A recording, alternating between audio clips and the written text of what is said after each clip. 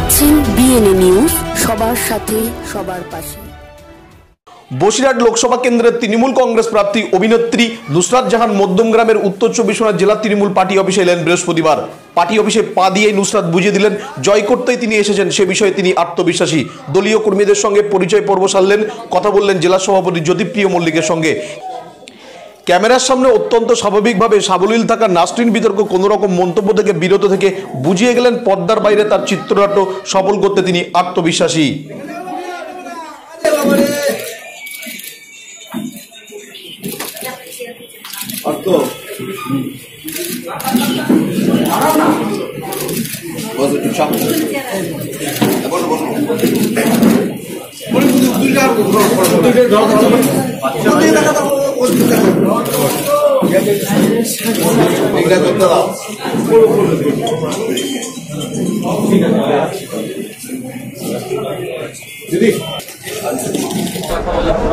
দেখুন, আমি যখন প্রথম দিন আমার সিনেমা জগতে ঢুকেছিলাম সেটা একটা ধরনের এক্সপিরিয়েন্স ছিল, সেরকমই আজকেও ফিল হচ্ছে। সবাই নতুন, কিন্তু প্রত্যেকজনকে আমি অনেক দিন ধরেই চিনি। আমার কাজের সূত্রে আমার সবার সঙ্গে যোগাযোগ হয়েছে, আমি প্রচুর প্রোগ্রাম করেছি বসিরহাটে, এবং সেই সূত্রে মানুষের কাছাকাছি গিয়ে খুব সুন্দর আমার এক্সপিরিয়েন্স রয়েছে। তো সেই হিসেবে খুব একটা নতুন নতুন ফিল হচ্ছে না, কারণ দাদাদের আমি সবাইকে চিনি। হ্যাঁ, একটু অন্যরকম ফিলিং হচ্ছে ঠিকই, কিন্তু সেটা সবসময় সব ক্ষেত্রেই হয়ে থাকে। কী ধরনের নির্দেশ আমাদের দেওয়া হয়েছে সেটা তো একদম অন্যরকম প্রশ্ন করছেন, এই বিষয়ে তো আমার কিছু বলার নেই। আমরা সবাই একটা নির্ধারিতভাবে কাজ করি এবং সবাই একটা নির্ধারিতভাবে আমরা একটা কিছু প্ল্যানিং থাকে আমাদের, সেভাবে আমরা এক্সিকিউট করি। তো যেহেতু মানুষের ভালোর জন্য আমরা কাজ করছি এবং উন্নয়নের জন্য আমরা কাজ করছি, সেই হিসাবেই আমরা এগিয়ে চলেছি। কি আওয়াজ পাবেন না? আমার মমতা বন্দ্যোপাধ্যায় মানে আমাদের মাননীয় মুখ্যমন্ত্রী দিদি বললেন জিতে এসো, আর আমরা সেই হিসেবেই সেই মাইন্ডেই আমরা এগিয়ে চলেছি। আর দিদিকে আমি সবসময় দিদির পাশে আমি এই কারণে দেখেছি, পার্টির পাশে। যখন আমি আজকে পার্টির মেম্বার, তখন আমি ছিলাম না আগে, তখন আমি পাশে থেকেছি একটাই কারণে, কারণ আমি দেখেছি উনি একজন মহিলা এবং পার্টির যারা সবাই ওয়ার্কাররা রয়েছেন প্রত্যেকজন শুধুমাত্র মানে কি বলবো, মানে ভুলের অ্যাগেনস্টে এবং মানুষের ভালোর জন্য কাজ করেছে, উনি একা লড়াই করে গেছেন।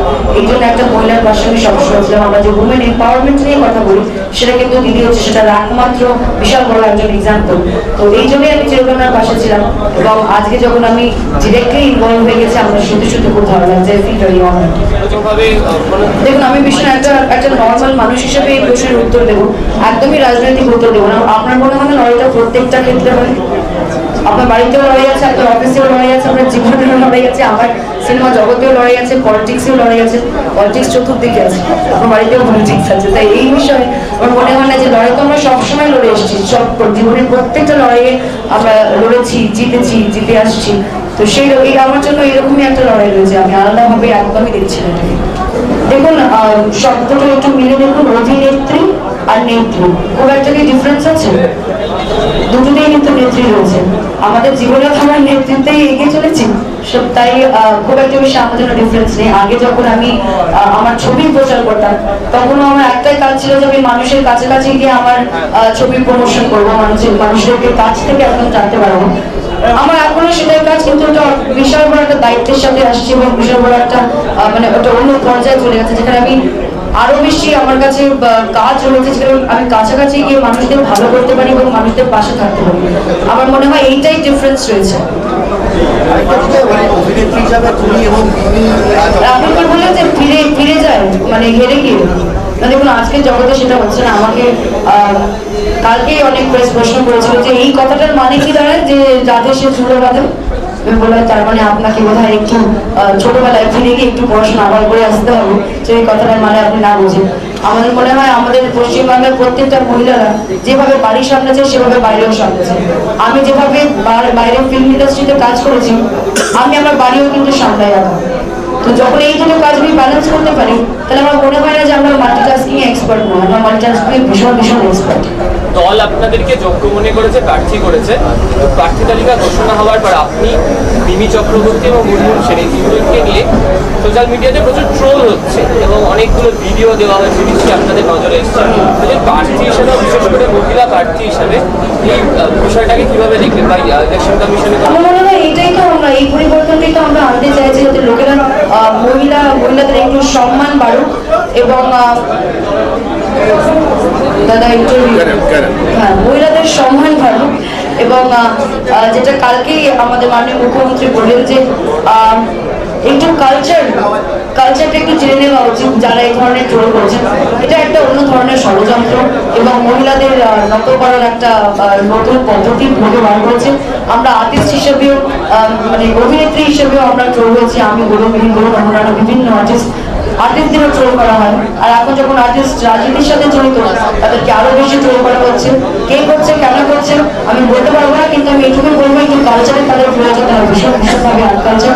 তাদের বাড়িতেও মা বোনেরা আছে, তারা যদি নিজের বাড়ির মা বোনদের সম্মান করতে শিখে যায়, তারা আমাদের সম্মান করতে শিখে যাবে।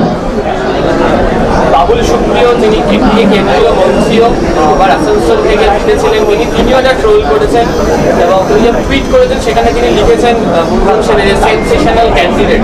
মানে গোটা বিষয়টা নিয়ে অনেকে বক্তব্য, যে কারণ উনি আমাদের মুনমুন মাসির মতো অতটা ফেমাস নন, উনি অতটা ফেমাস নন। আমাদের মুনমুন সেন, উনি হলেন সুচিত্রা সেনের মেয়ে এবং একটা খুব রেপুটেড পরিবারের মেম্বার, এবং বাড়ির পশ্চিমবাংলা এবং ভারতবর্ষে আসলে এমন কোনো বাড়ি নেই বা এমন কোনো মানুষ নেই যারা মুনমুন সেন এক নামে চিনবে না। এটা সরাসরি আমার মনে হয় ইদার ইট ইজ জেলাসি, বা হয় না অনেকে, আমরা কি করি বলতো, আমরা ভালো করার জন্য বা উন্নতি করার জন্য শুধু নিজেদের ভালোটা ভাবি। কিছু কিছু লোক দেখবেন, অনেক হয়, আপনাদের পরিবার দেখবেন, আশেপাশে দেখবেন, অনেকেরই হয় যারা অন্যদেরকে ছোট করে নিজেকে বড় করার চেষ্টা করার, মানে সবসময় চেষ্টা করে থাকে। তো এইসব কথা বোধহয় কান দিতে হবে। সেন্সেশনাল শব্দটা, being a sexist is not very important and not at all required. আমার মনে হয় এডুকেশন বা বেঁধে থাকাটা খুব ইম্পর্টেন্ট। মধ্যমগ্রাম থেকে শেখ মুক্তোর রিপোর্ট, ডিএনএ নিউজ, উত্তর 24 পরগনা।